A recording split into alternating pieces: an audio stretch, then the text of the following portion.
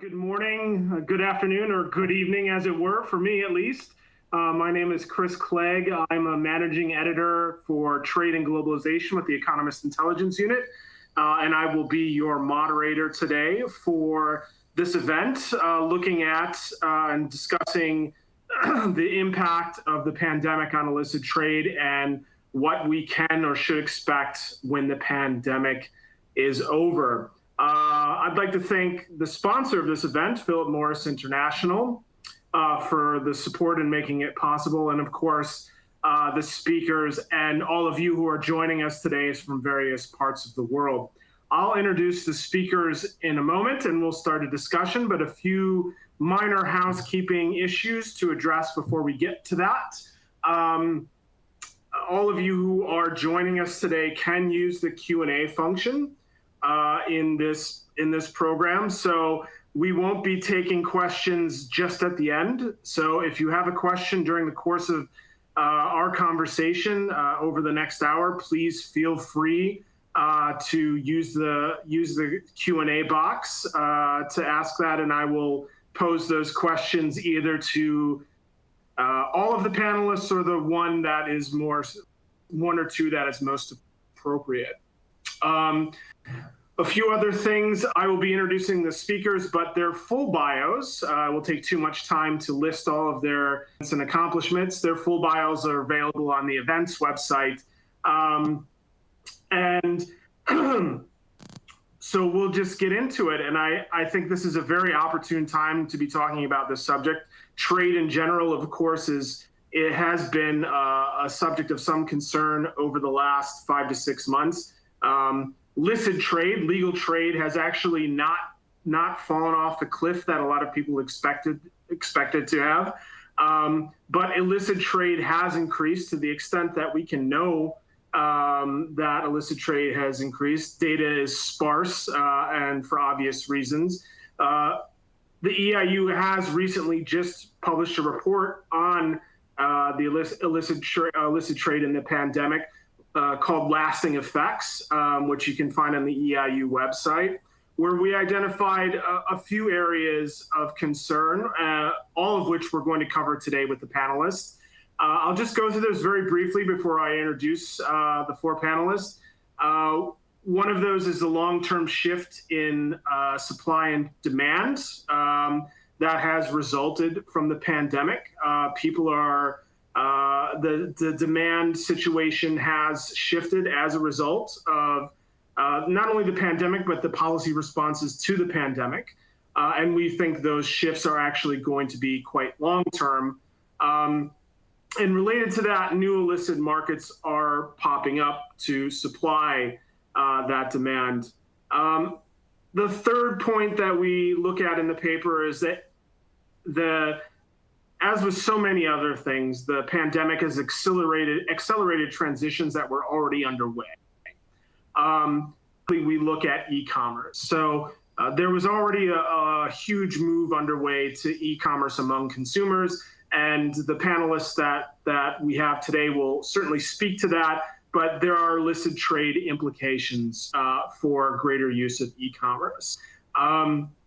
The fourth area that we look at in the paper is new delivery routes, which is what we call them, but it's essentially different and changing supply chains. I think when people talk about illicit trade, they don't think about it in the same way they think about licit trade or legal trade, but it often operates in the same way. So illicit supply chains have been disrupted in similar ways that illicit supply chains have been disrupted.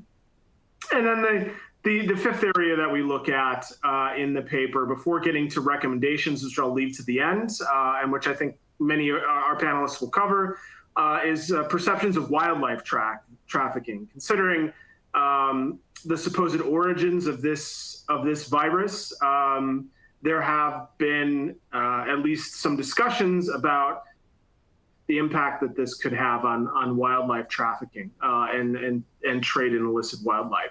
So with that said, I want to introduce the panelists. I'll give them about 2 minutes apiece to give some introductory remarks, and then we'll move into some questions from me and hopefully to make my job easier, a lot of questions from all of you who have joined us today.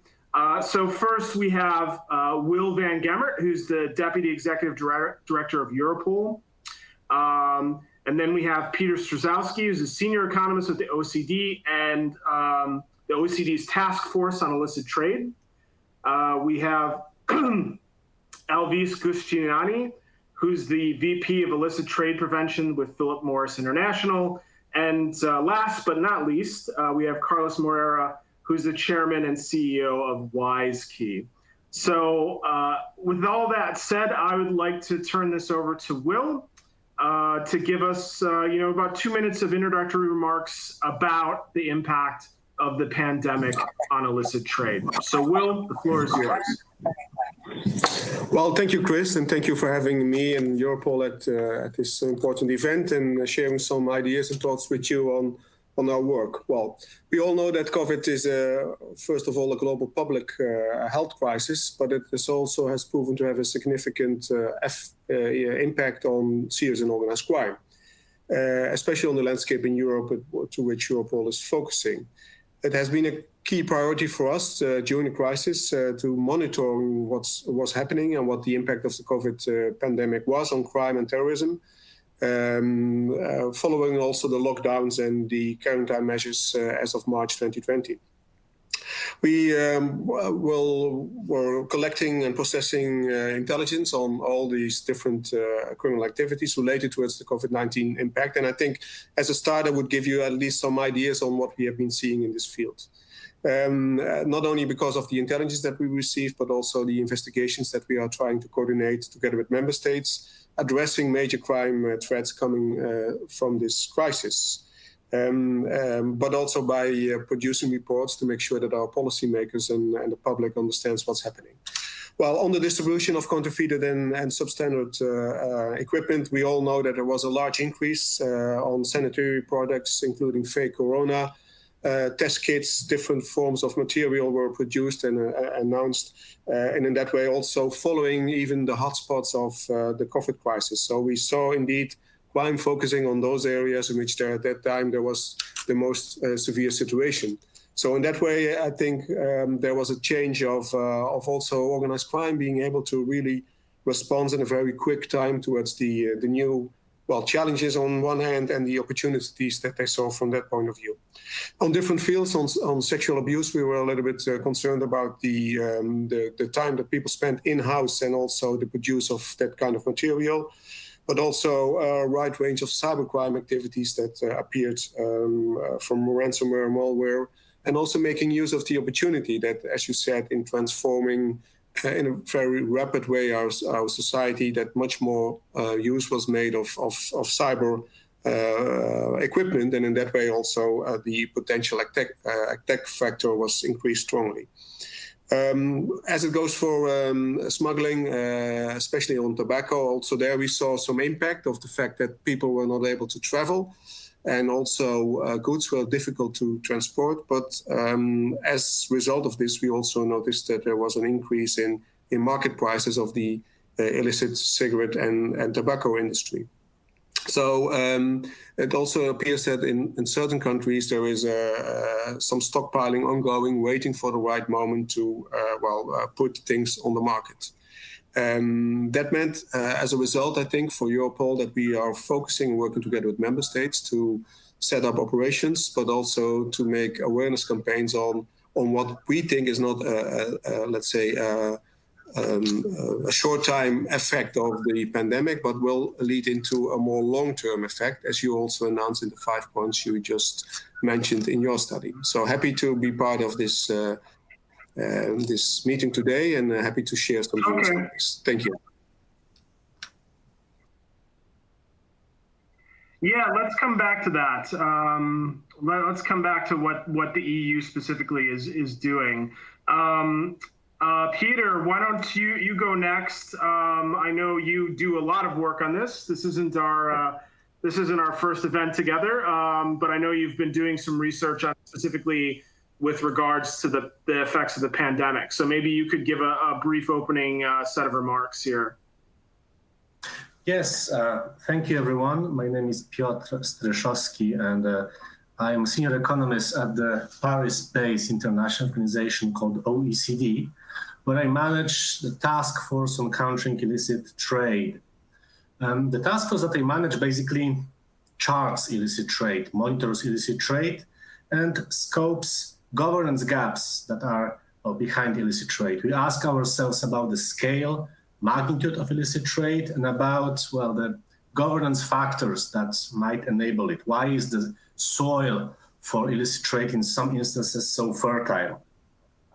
In the context of the COVID pandemics, well, I think that Mr. Van Gemert summarized the key points very nicely. So let me just add some I would say, broader perspective to it.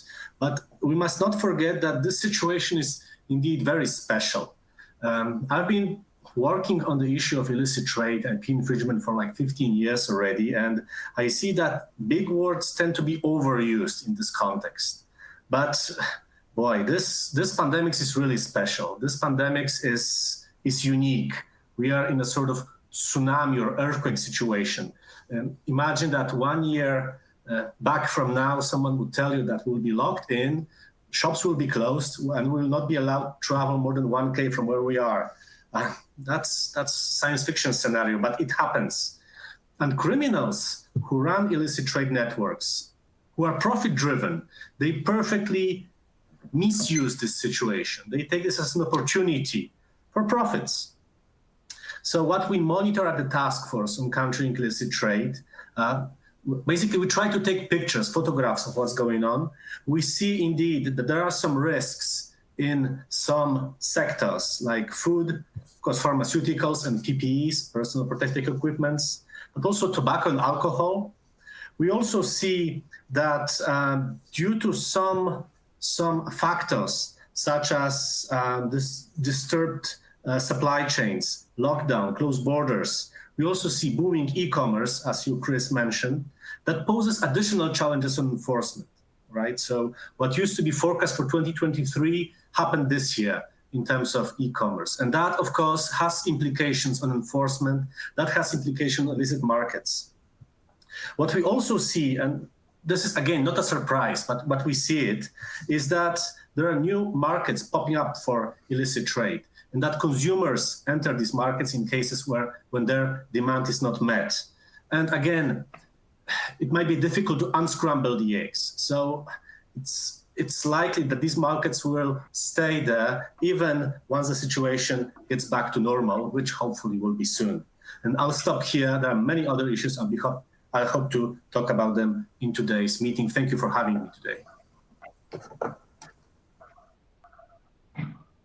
Yeah, I definitely want to get back, because that gets back to this idea of a new normal, or how things have shifted semi or actually permanently in the long term. Alvise, I'll turn to you for a few remarks before we get into the questions. Thank you, Chris. And hello, everybody. My name is Alvise Giustiniani. I'm the head of anti-illicit trade in Philip Morris International.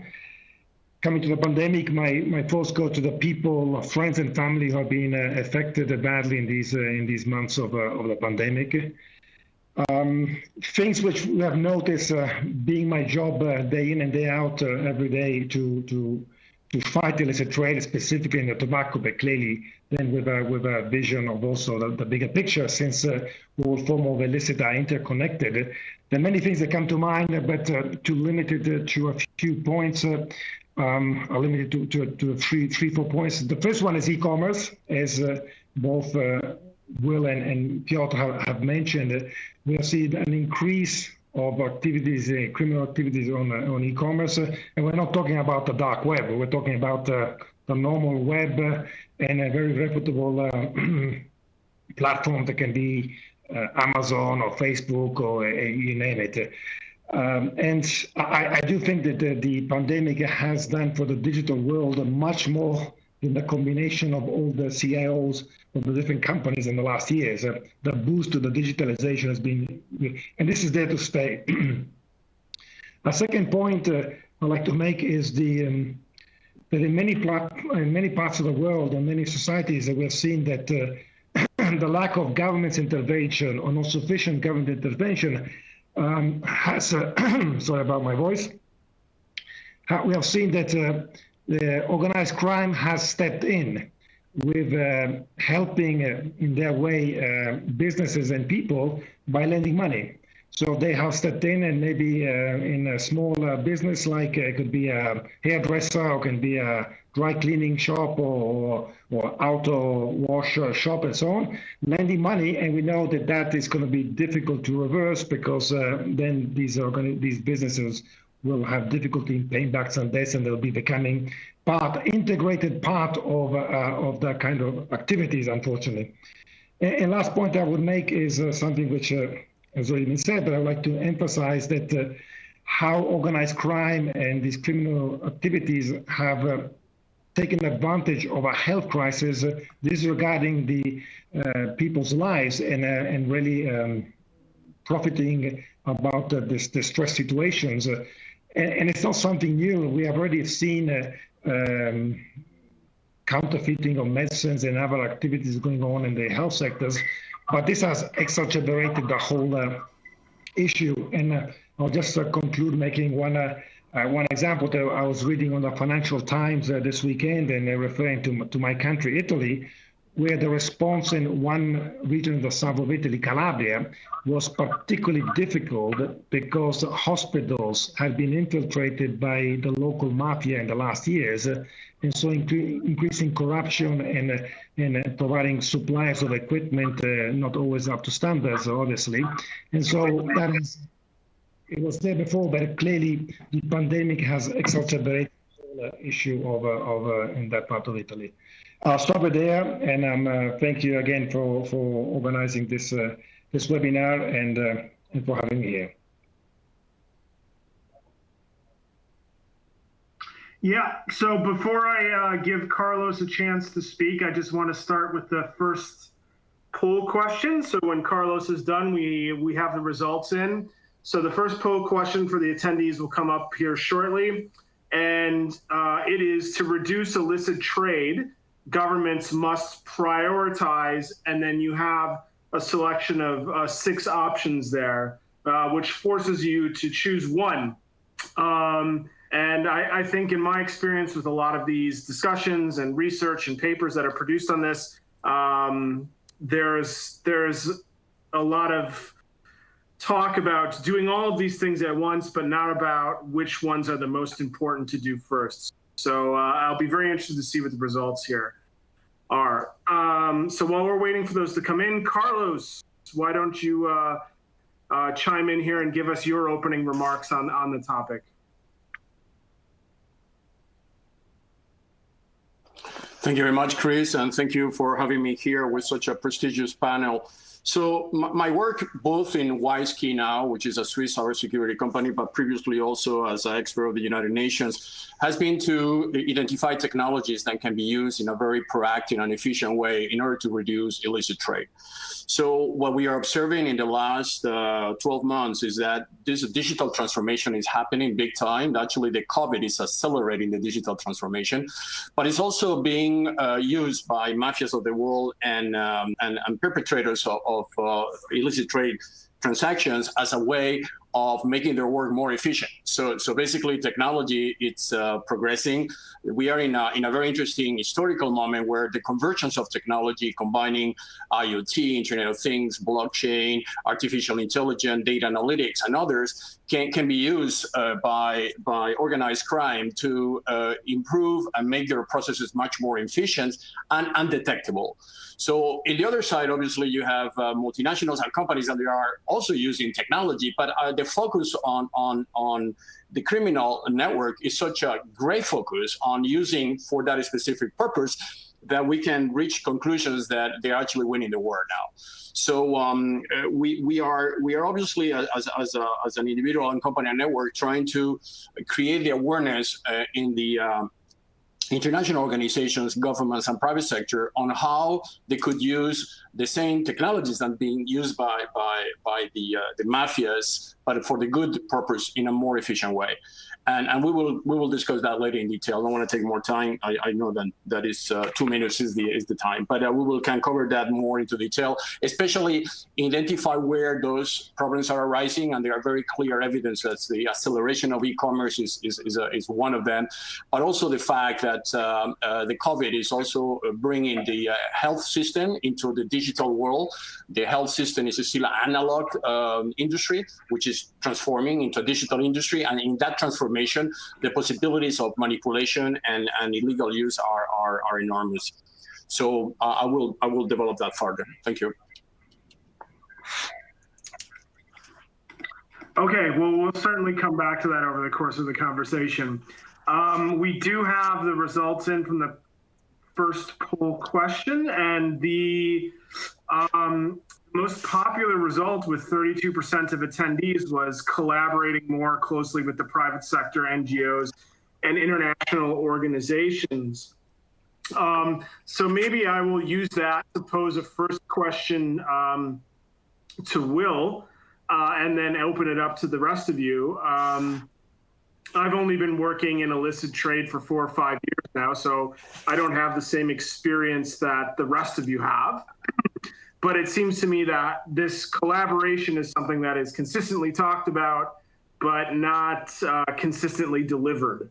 Do you think that the pandemic will actually encourage the private sector, international organizations, international law enforcement like Europol, Interpol, and other organizations to collaborate more closely? And what are the roadblocks? What are the hurdles to greater collaboration?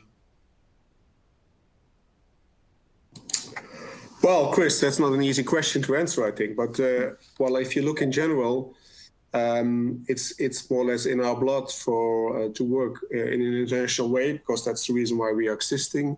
But one other aspect, I think it makes it different. The fact that this crisis is really a global crisis. It's not related to its one region, one country.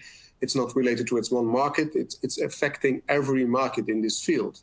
So indeed, as we see, as you mentioned, the accelerator on the way that cyber is being used by companies, by persons, I really also think that the need for understanding that we have to work more closely internationally together, and not only within law enforcement, but indeed together with the private sector, not only in investigations, but also in awareness campaigns. I think I see it from my daily perspective increasing every day. I think one of the outcomes of this, that even if you look at Europol as an organization, we had, because of the legal constraints, some difficulties to receive or to give direct data to its private companies, that the Commission is now working on changing the, let's say, the regulation for Europol to be in a better position to work in this field.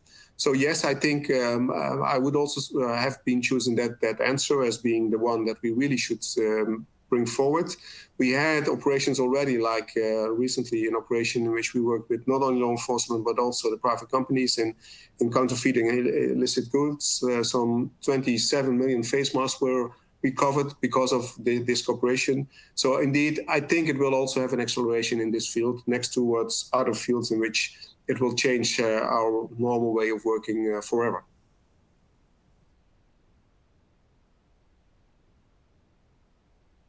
Right. Okay, so the private sector side of that equation, Will's obviously from law enforcement, international organization. Alvise, how does the private sector view this issue of cooperation? Because it doesn't seem to have materialized maybe to the extent that it needs to yet. How can the pandemic help to accelerate, as it has with so many other trends? How can it help to accelerate cooperation at this level? Yeah, as Will said, I think it is a good question and not an easy one to answer, but I fully agree with the respondent that says that is the most important thing to do, public-private partnership. Now, the illicit is a very complex issue, and it doesn't know borders and so on. And you need a comprehensive response to it. Not one single actor can do it. Each one for its own part needs to contribute. Governments setting the priorities, putting the right laws in place.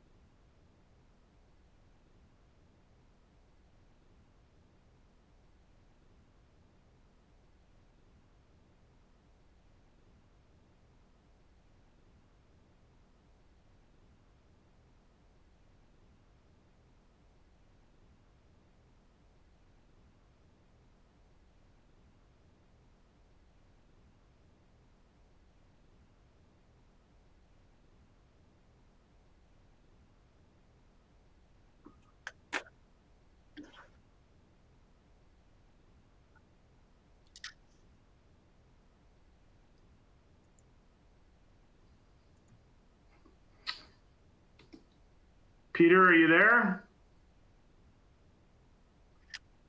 Yes, I'm there. I think, Chris, you were muted. Or I haven't heard you.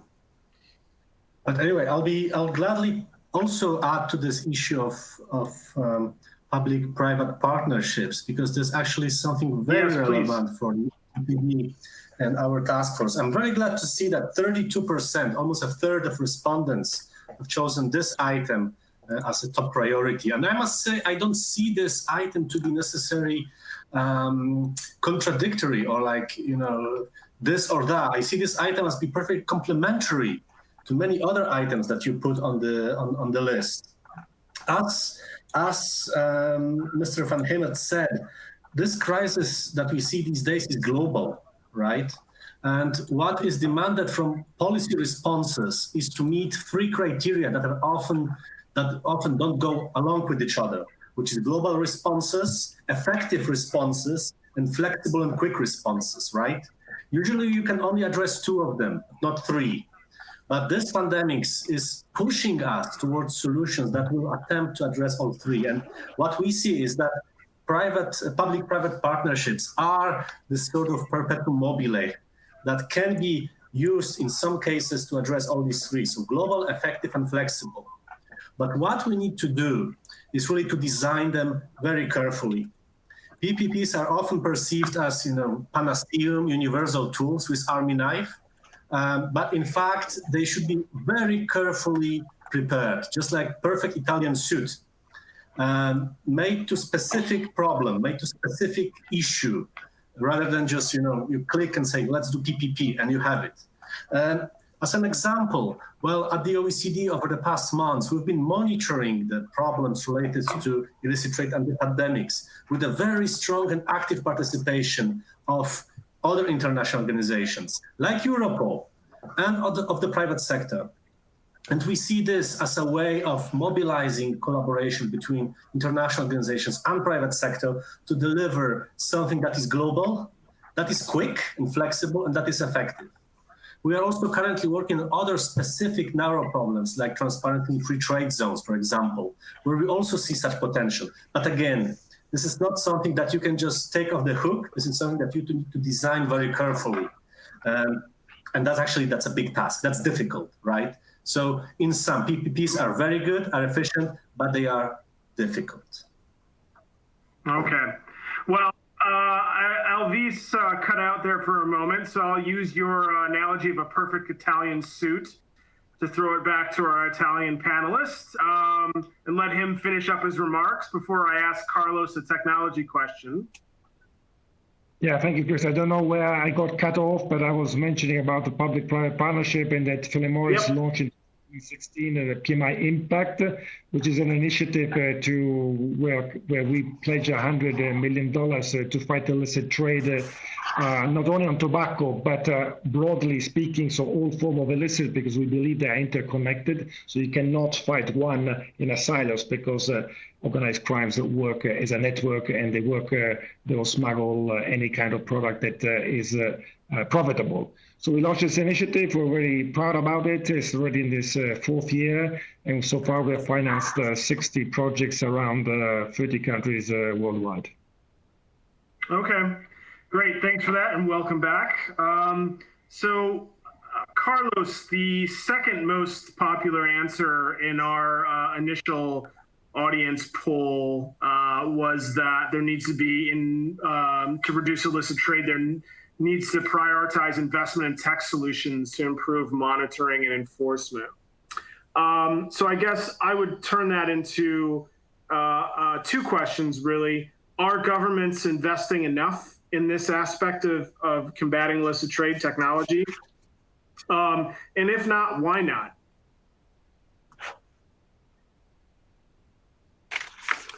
So those are great questions, and I will align to what Alvise said before. Then one of the problems we are facing with illicit trade, if we want to use technology to solve the problem, is to identify really where to start. Illicit trade is a broadening spectrum, and it is very hard for governments and even for private sector sometimes to prioritize where to start. I mean, the technology that is available in the world now is good enough to solve the illicit trade problem once for good.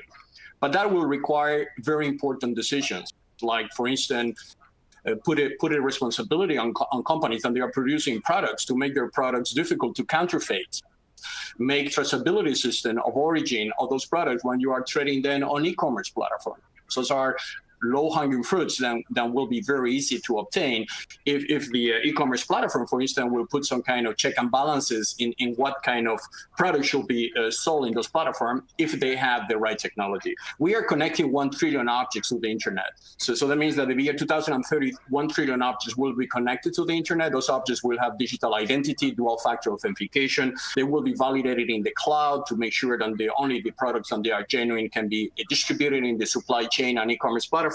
So obviously the technology is there, but at the same time, as I mentioned before, this technology is also being used by their own people for their own purposes. And the money invested in the technology by the underworld is by far superior to the money invested by government in defending the problem. I'll give you an example. For instance, one problem we didn't have a few years ago was the possibility of using cryptocurrencies on the dark web to pay and to monetize the transactions generated by illicit trade. Now this is available. I mean, you just see news every day that X amount of Bitcoins has been confiscated on the dark web because they were used for illicit transactions.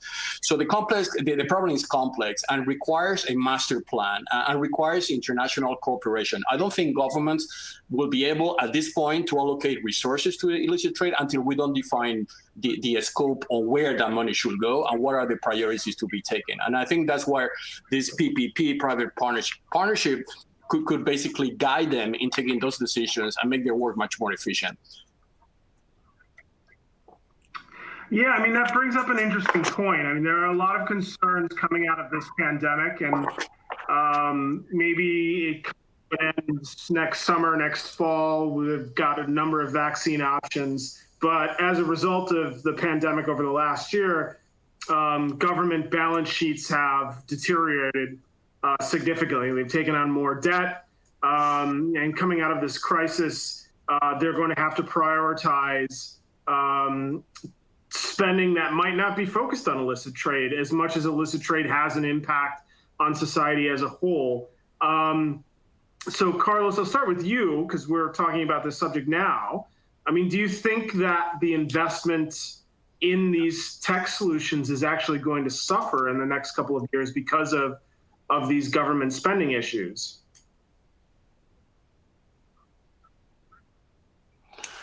Absolutely, and depending on which government, but absolutely. In the other side, because we are transforming the digital transformation of the health industry, it's actually good news. Because for first time, the health industry is now considering to, in the case of COVID vaccine and the COVID kits, to put digital identities on the kits and make sure that the kits have a traceability capability. So only the genuine kits, the ones that they are being manufactured by trustworthy parties, can get into the distribution and supply chain. So there's a lot of money is going to be on COVID, and we are entering into this COVID economy, where I think that money could be used not only to make a very efficient distribution of the vaccine process, but at the same time, increase the level of security on the distribution and authentication of objects. It's all about authentication of the object itself. Once you make the object very difficult to copy, to counterfeit, to distribute, to inject into the supply chains and e-commerce platform, the role of the underworld is going to be more and more difficult. And I think we have a unique opportunity now to use the funding available in COVID to ensure that that money not only will be used for distribute the vaccine process, and everything needs to be related, but also increase the digital transformation of countries. And this is what it's all about. I think in 10 years' time, maybe we will look back and we will not necessarily remember COVID anymore, but we will be remembered that it was in 2020 that we entered into a digital transformation movement where the entire world needs to be digitally transformed, as this is the only way we will be able to cope with a future pandemic or similar problem in the future. Well, I think you're right about that. Let me expand on that comment and pose this question to Will. To what extent can other forms of illicit trade enforcement piggyback on what Carlos is saying about maintaining supply chain integrity for the vaccine, right? So it's very clear that countries have an interest in ensuring that they're delivering legitimate vaccines to the population, and there's going to be a lot of monitoring involved in that. Are there some spillover effects into other forms of illicit trade that we can expect from that? Well, for getting into this question, if you allow me just to respond towards the question you already posed about where's the money and how are we still able to do it? Just to give you an example, I hope you realize that well, in the European Union for the next 7 years, we would have a budget of 1,000 billion euros, and we were disputing 90 or 100 billions more. But for the COVID, the fund that's being prepared is 750 billions extra. So yes, it will have an effect on our let's say, the ability to respond to this.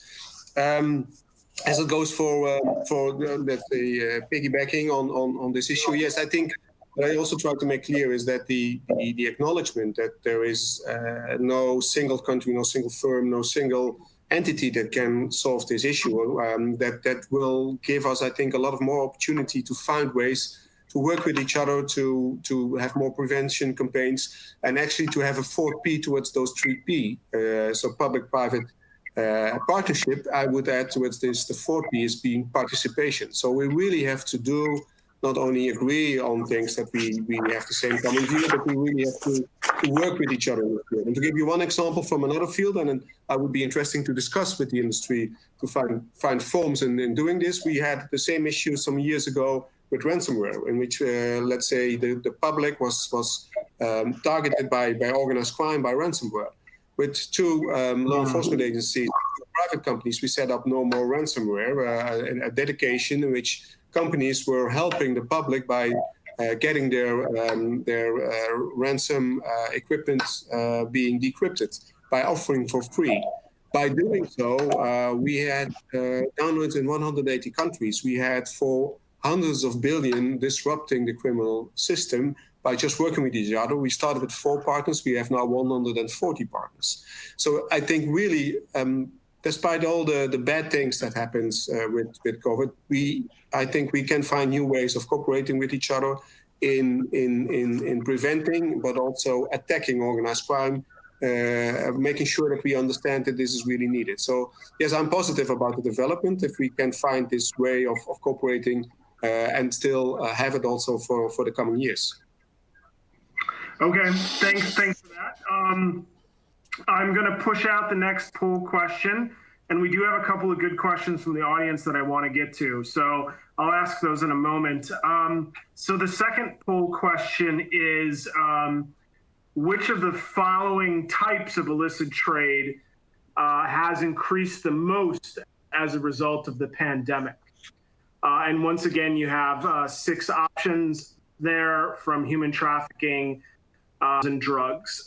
So while we're waiting for those results to come in, I'll take one of the questions from the audience, and I'll pose this starting with Piotr, but maybe we'll go to Alvise as well and open this up. And I think it's a legitimate question, is that I think technology, and not just in illicit trade, but in a lot of different aspects of economics and society, is treated as a silver bullet.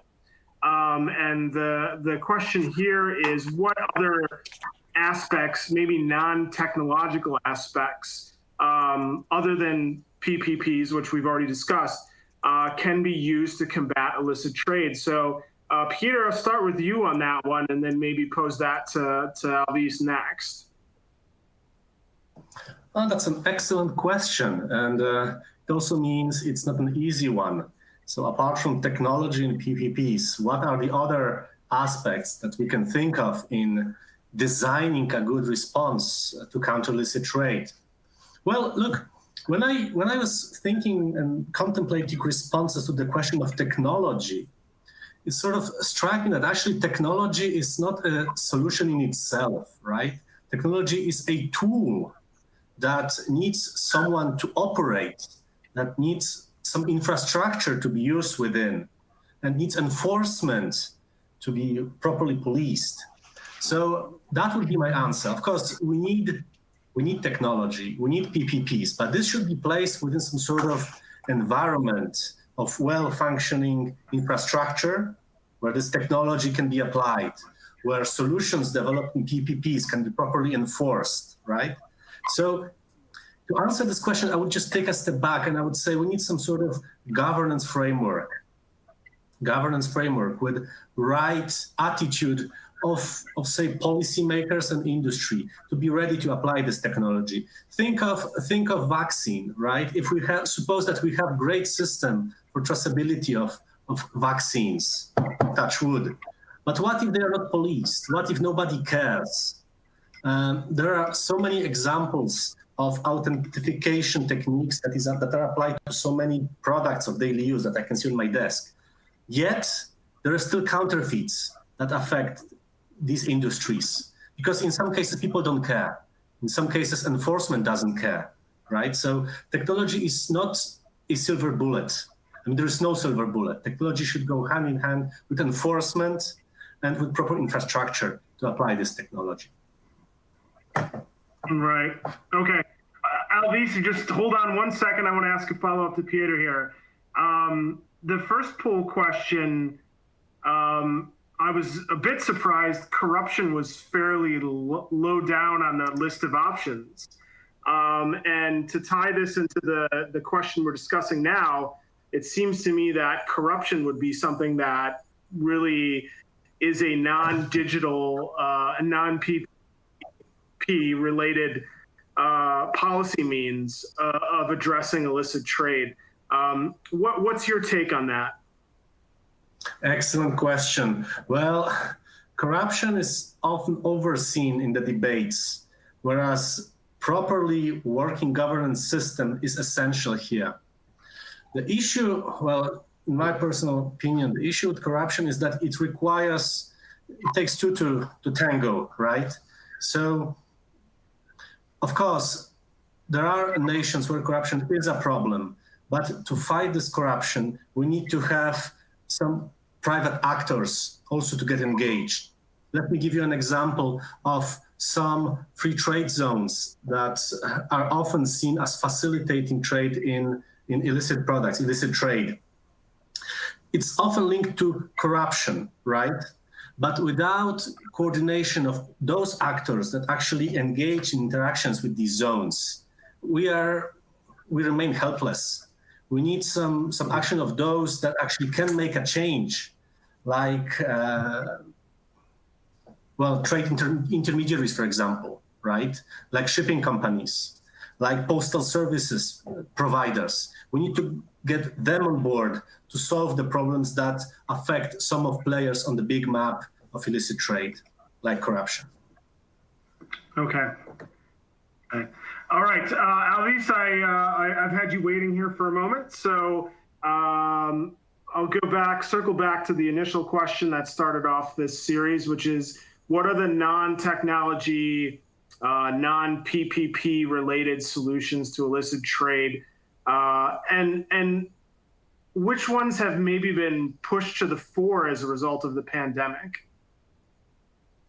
Yeah, first of all, I would say that when we focus in solution and I'm happy to see that PPE, PPP, and technology come at the forefront, because I do think those are the most definitely the top of the list, that they should be there. And so while we're looking for other ones, we should not forget what is the most important one, which is public-private partnership, in my view. And I'm happy that the audience and also had that one as the most important one. Now, the technology is interesting. As Piotr said, it's not a silver bullet, and I fully agree. Technology is definitely an important enabler, but not a silver bullet. Interesting that during the pandemic, which has brought a lot of negatives to society, one thing positive is done, and I'm trying to see always the positive in any crisis to see the opportunity. It has highlighted to the general public track and tracing, because you have all these apps which are talking about track and tracing. And so I think it's important that the people have the awareness about track and tracing if we want to implement it then as a mean to fight illicit trade. So one positive thing on COVID, if we have to find one. So, but coming to the question, what else will I put is what you said, Chris, corruption. I do believe that corruption is one of the source. It's the mother of all evils, and if we could do something for corruption, that is would be the other point I would make. But I do think that intrinsically it is part of PPP, because as Piotr says, you need to be two in tango. So corruption, you need also private to private or public to private, and therefore it is part of how that public-private partnership can work, is also to the corruption. And technology, in one thing it does, it is enhancing transparency. And therefore, enhancing transparency is more difficult to have corruption. It's more difficult to have corruption if you have machines talking to each other. Machines generally don't corrupt each other. And therefore, corruption for me is important, but it's not standalone. It is very much integrated endeavor too. Right. Well, I'm going to go to some questions from the audience again, and these tie back to, I think, the opening remarks from every one of the panelists. But Alvise, since you're speaking, and you mentioned this in your opening remarks, I'll give you the first shot at it. And this question is about the capabilities of e-commerce platforms like Alibaba and Amazon to avoid or to combat the trade in counterfeits and other sorts of illicit goods. This has been a long-standing problem, of course, ever since e-commerce arose, but it has been, as with so many other things, accelerated by the pandemic. So what's your view, what's PMI's view on what needs to be done here as e-commerce accelerates and grows even faster than expectations?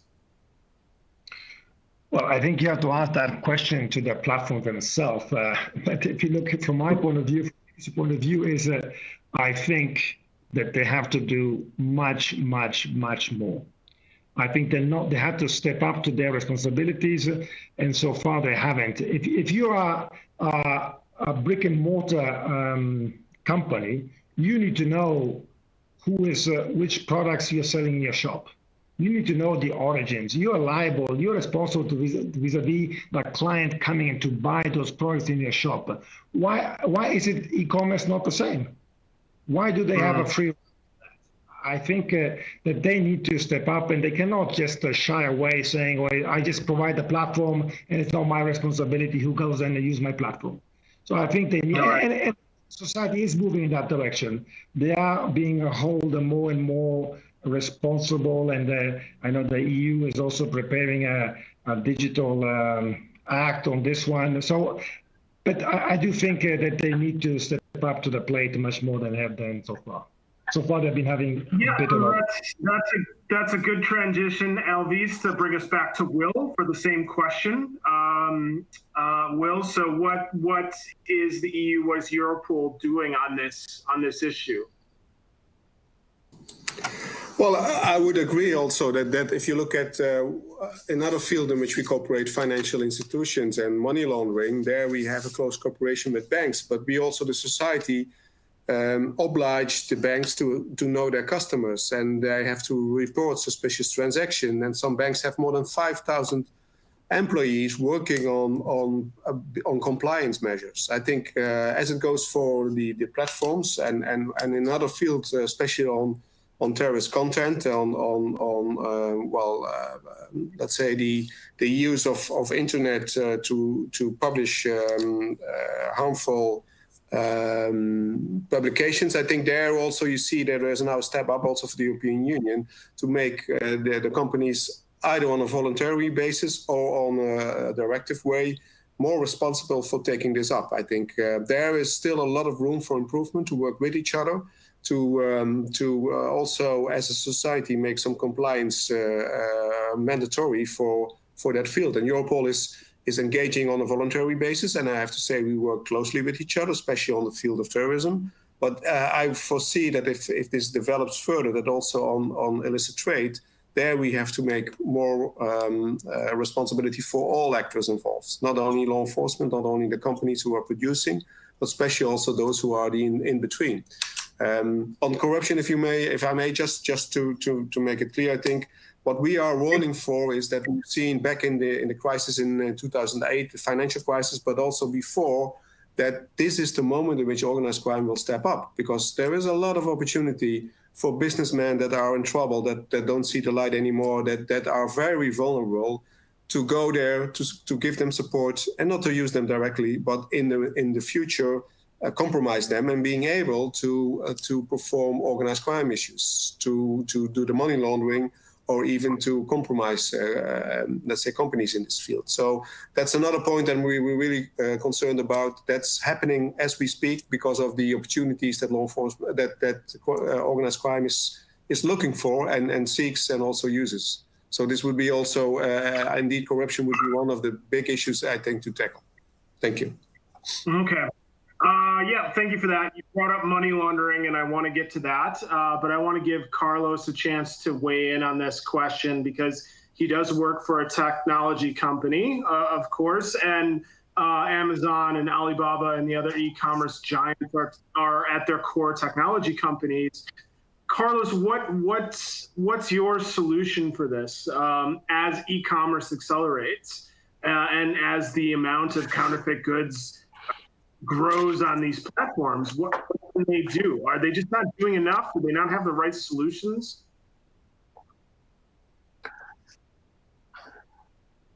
So the technology is there, and the technology has been there for many years. And this e-commerce platform, they are rich enough to apply that technology if they wish. The only problem we have, and the advances they have, there's no regulatory requirement to do so. So if you compare that to GDPR, it took GDPR, European Union leadership, to define the rights of distributing data between countries and who can access that data, and whether this data needs to be digitally signed, the eIDAS regulation. That has created a framework that everybody's respecting today, including the big corporations. Some of them have been punished for not respecting that. We need a GDPR on illicit trade. And that GDPR needs to set up the rules, because as I said before, the technology is never going to be a silver bullet. I mean, we have the technology. We are in the most advanced technological revolution. We are in the fourth industrial revolution already. So technology is there. The only problem, e-commerce platform, as it is in social media platform, their bottom line is to get revenue and products circulating. And in the same way, social media platforms, they say, we don't care about the content. My platform is distributed. That was before GDPR. Illicit e-commerce platform in our days are saying the same thing. I mean, we are agnostic to the product we are selling because we don't have the responsibility. We are only the channel of distribution.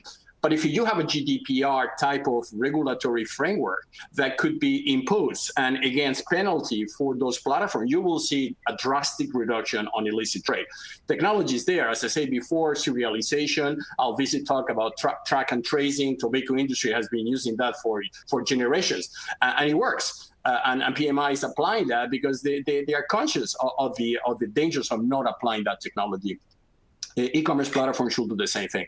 So it is great what Will said, and the European Union is putting so many resources in this post-COVID environment. That would be a unique opportunity, historical opportunity, to develop a GDPR for illicit trade, on where we can make it as an illicit trade declaration that everybody will need to adopt if they want to continue doing business with consumers. Because at the end of the day, the technology is going towards protection of the consumer. I mean, the end game of reducing illicit trade is to increase the consumer experience, right? Consumers will buy good products that they are authenticated, products that they do not harm their health, products that they are not dangerous, toys that they are not going to damage their kids. So it's a moral responsibility of these very big conglomerates now that they are multi-trillion-dollar companies to apply the technology. And it's no excuse anymore not to do so. The only excuse is they are not forced to do so because we don't have the regulatory environment in place. Right, and that let me ask one question, and I'm not sure any one of you is going to want to answer this, but we're talking about responsibility, corporate responsibility. Money laundering has been brought up. Money laundering was in the last poll question was number 2 among the types of illicit trade that have increased during the pandemic. Now, my contention when it comes to money laundering is that as long as you hold corporations responsible, nothing's going to be done. If there is no enforcement and no prosecution of individuals responsible for money laundering, responsible for illicit trade, whether it's on an e-commerce platform or with some other corporate, that nothing's going to change, that a lot of these corporations have factored those fines into the cost of doing business. And we see this with a lot of the major global banks. So why, and I'll open this up to any of you who want to answer, why are there not or have there not been individual prosecutions? And do you think that's actually going to have a benefit? Well, I'm ready to take it because indeed you're making a strong point. If you look at our reports, one of our reports that we issued some years ago was on the amount of seized money and also confiscated money at the end. And actually, there is some room for improvement, to say it very mildly, because only 2% of the estimated revenues of organized crime have been confiscated.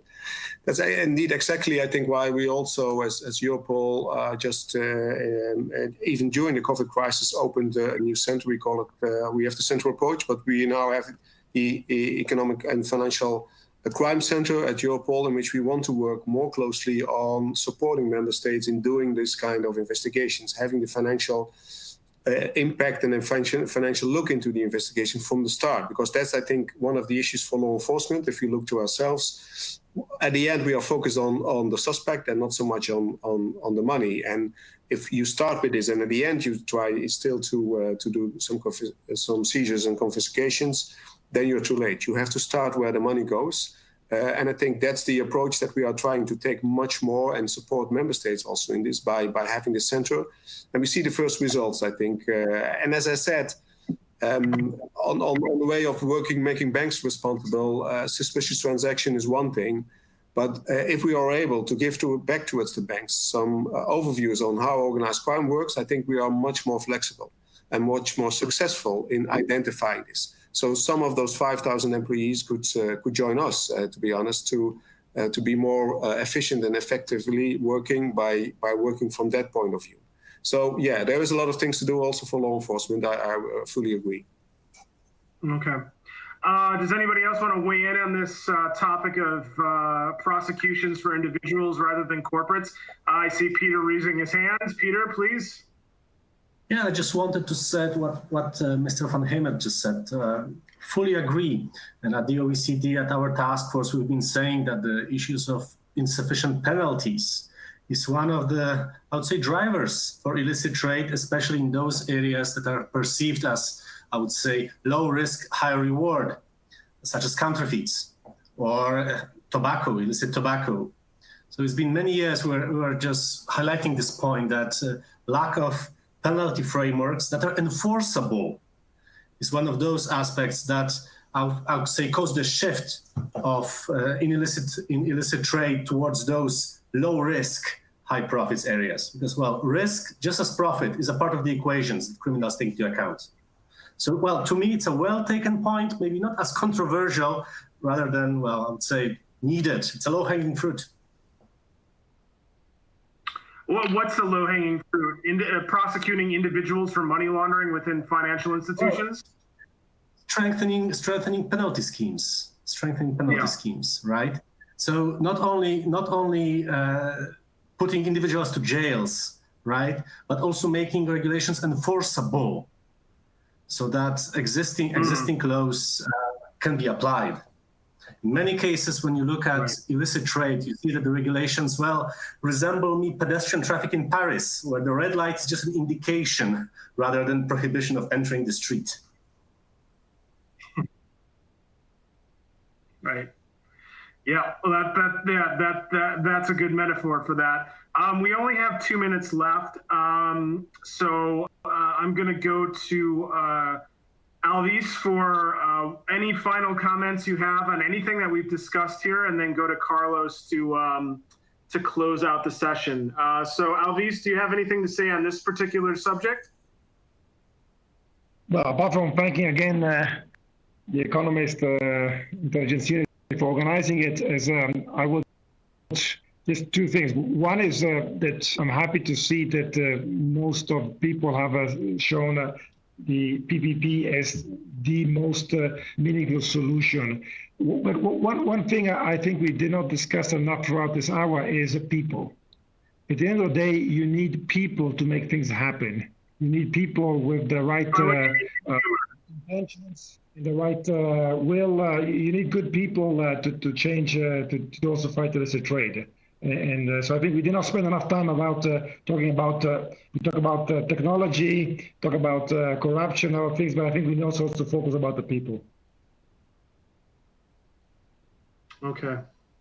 Okay, well, that's fair. There's 5 of us. We could probably talk for 8 or 9 hours about these subjects, but so Carlos, I will give you the last word as I gave you the last introductory remarks. So please go ahead. So, Chris, thank you very much, and thank you, the panel, as well. My final remark will be very similar to my first remark, which is we are in an unprecedented opportunity now to use the post-COVID digital transformation, the fourth industrial revolution, to basically reduce the illicit trade issue. And that will reduce the consequences of illicit trade, including corruption. But we need leadership. We need leadership, and we need, as Alvise and others mentioned, this PPP process, because everything is there. We do have the technology. We're not like we were in the 90s, and we need to build the technology in order to solve a problem. And sometimes building the technology took longer than even solving the problem. We have the technology. What we don't have yet is the focal point, the organization institution that will be the locomotive towards solving this problem once for good, or at least reduce this problem, as this problem will never be 100% solved. And I think it is a unique opportunity with that to bring the big players, the players that they have a responsibility of solving the problem, to the table and discuss with them the advantages. As I believe at the end of the day, if we reduce illicit trade, we're going to improve the economy and everybody wins. So we need to explain that both culturally, economically, and technologically. Okay, well, I think that's an excellent set of remarks to close on. It is getting late here in Tokyo, so I apologize if my eyes have been steadily drooping over the course of this conversation. It's not because it hasn't been fascinating; it has. So I'd like you all to join me in thanking the panelists for a fascinating conversation, and once again, thanking Philip Morris International for sponsoring this event. The Economist has a variety of events scheduled over the next couple of months. I would encourage you to look on the website to see when those are going to be held. So once again, thank you to the panelists, thank you to the attendees, and thank you to Philip Morris International. And good morning, good night, and good evening. Goodbye.